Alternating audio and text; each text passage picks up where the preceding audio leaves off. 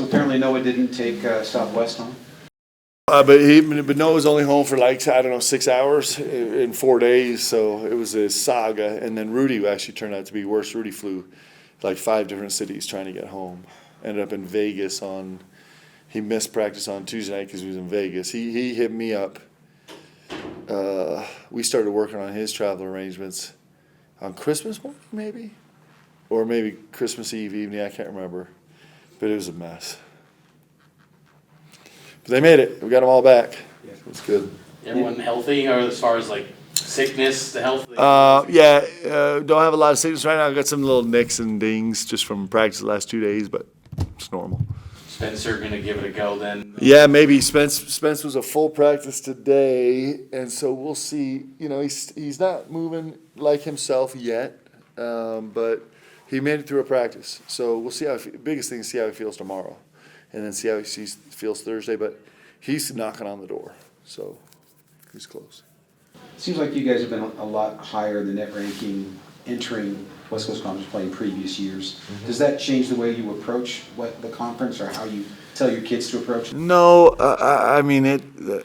We're not spending a lot of time with the metrics because the metrics don't like us right now. That's what happens when you lose to South Dakota and UVU, right? It's just they crush you. So right now it's just a matter of we got to get better every day. We got to try and win games, and if you do that, then a lot of times life will take care of itself. But we're so far out of the metrics picture right now; it's not even that interesting to talk about. Do you think your team going into the final year of the WCC is good enough to contend for this league title? I don't know. I don't know. I mean, the reason I don't know is because I think we're getting better. And so were we good enough 2 weeks ago? No. Can we be good enough in March? Maybe, right? And so that's the challenge. Everything that we do right now is dependent on growth. That is our life. I think these guys have shown the willingness and ability and the humility and the toughness to grow. I think we're a much better team than we were 6 weeks ago, for sure. It just trend-wise, I mean, on any given day you can be anything, but I think our trend is really upwards. And for us to be able to contend in this league, we're going to have to be way better in February 25th than we are today. Way better. So that's our mission. That's what we have to do.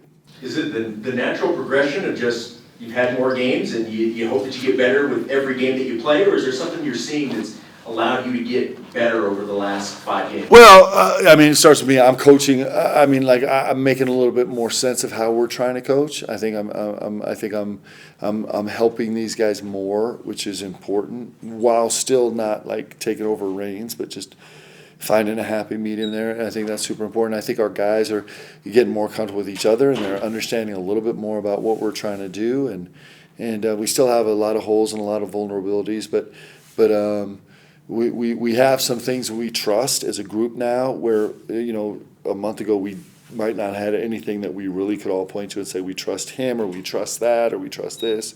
But we have some places where we feel like we can go when we're in trouble or when we need to do things. We understand words more, we've put experience with words, and so we understand what they mean. For example, we're beginning to dip our toe in having some sense of what urgency means. We're still a long way from it being a staple for us, but we're starting to understand. So, there's a lot of measurables like that where we can really see that we're making strides, and so it makes me super optimistic. See. With that focus or that emphasis on growth, personal growth, team growth, and all that, does that kind of take away from the old cliche of everybody starting 0-0 once conference play begins or anything like that? Or you kind of maybe step back from that and be look, we're better than we were at the start of the year, so let's focus on that progression. Yeah. I mean, I don't know if I don't know if we just stay let's say there was no growth and we just stay the team we are today. I don't think we're going to go have a huge impact on this league. Sure. But I do think if we keep getting better, I think we can grow into a team that can really be a problem. I think we could really grow into a team that could be a problem. And so, and I think that's really exciting. I actually love that. It's pretty inspiring. Have you maybe warned all these new guys about the traps that these WCC gyms could potentially be? Yeah, I mean, fortunately this year we're very familiar with we've already dropped some games that are brutal. And so I don't think we're in a space right now where we will take anybody for granted. And we shouldn't be, because we're not that good where we can take people, we can just expect to go win. We have to go compete, we have to go play well, and we got to go keep growing in order to win any games in this league. And so, we're I think it's a fun place to be. Like these guys are hungry, and they felt the joy of kind of growth and getting better, and I think they want some more.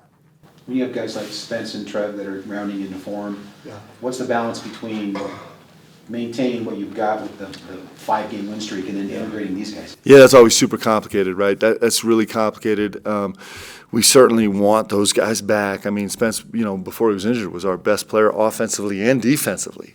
And so we're excited to get him back. But, this team has kind of like learned a little bit about how they can function together. And so we, incorporating him back is going to be probably pretty artistic. But the interesting thing about Spence is the way he's always been for me is that, I throw him out there, whether it's to start the game or 4 minutes of the game or, 12 minutes of the game, and then he just ends up staying out there because he just does his job so well. So in that sense, I don't think I'm going to have to nurse him back in. At least that hasn't been my experience with him in the past. It's kind of like, well, I mean, he's in there and he's causing havoc defensively and making the right plays offensively, and so he's just going to probably stay in there.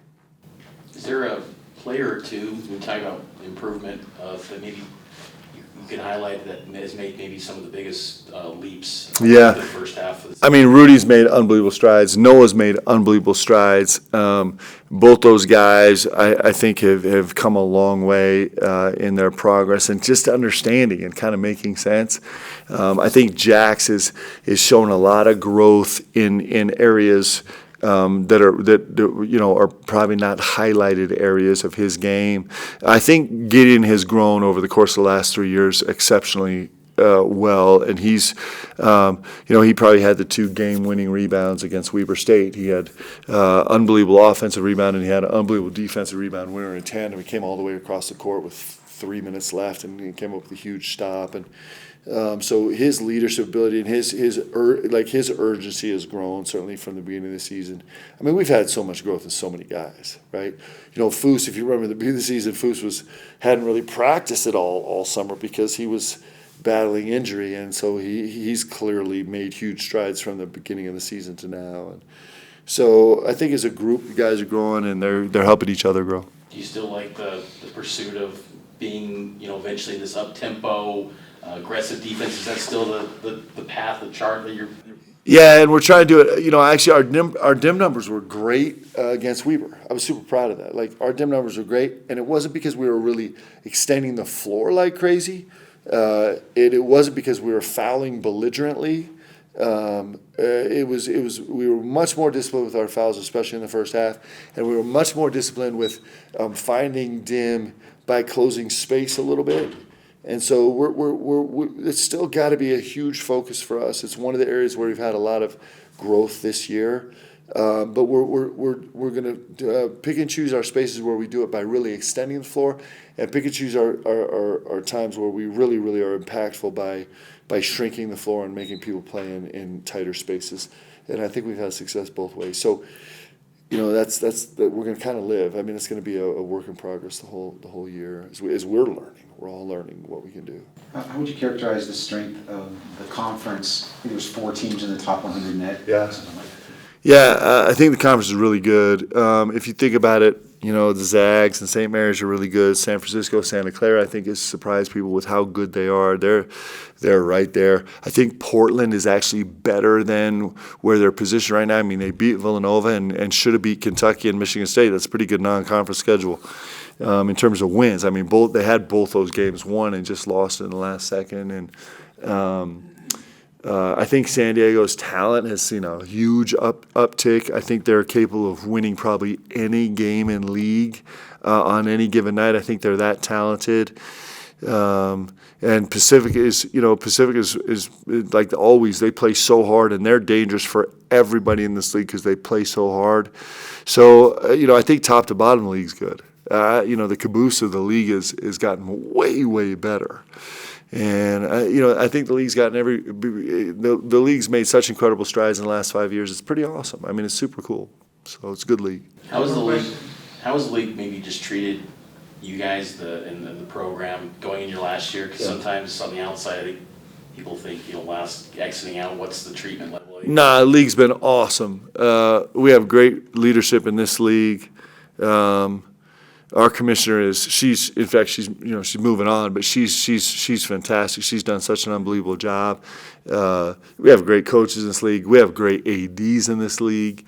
It's a terrific league, man. It's a basketball league. Like, I don't know how many leagues in the country are basketball first leagues, but this is a basketball first league. It's a great league, and it's going to continue to be a great league. And it's been unbelievable. It's been unbelievable for us to be in this league. It's made us better, and so it's a special basketball league that's going to keep getting better and better. Okay, last question. Pacific's got a pair of Oklahoma State transfers in their starting five. Like, just maybe personnel-wise, what kind of some characteristic Cliff notes? Yeah, so they're shooting the ball unbelievably well. They're 38%, and Avdalovich is shooting at 55% and 62% in the last 5 games. Tough shots. I mean, he's a 5 for 5 or 4 for 5, or a really, really terrible night for him is a 4 for 7 right from the 3-point line. And they're so athletic. They're really long. They're longer than us at the 1, 2, and 3. They're 6'6", 6'6", 6'6", the 1, 2, and 3, and wildly athletic. They got a big time presence in the middle, and their fours are shooting it. Like their fours are really, really shooting it. So they'll space the floor like they've always done. In the past they've started the game spacing it at the 5 a little bit. They won't space it at the 5 for the first 5 minutes, but after that they kind of go a little smaller, and they'll have 5 shooters on the floor all game. They're always super aggressive and long defensively. They're in a hot streak right now. They've won 3 in a row, and including some good wins, and so they're a good team, veteran team. So, thank you guys. Appreciate y'all.